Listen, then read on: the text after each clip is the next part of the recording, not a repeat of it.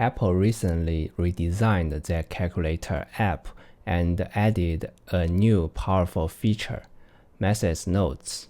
Let's take a look at these powerful features.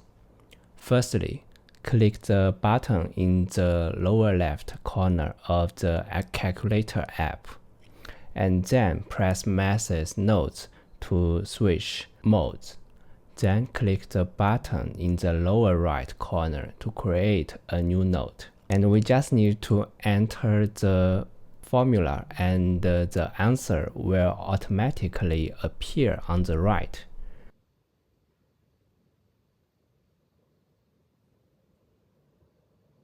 We can also write these formulas by hand, and when I write the equal sign, the answer will also appear on the right.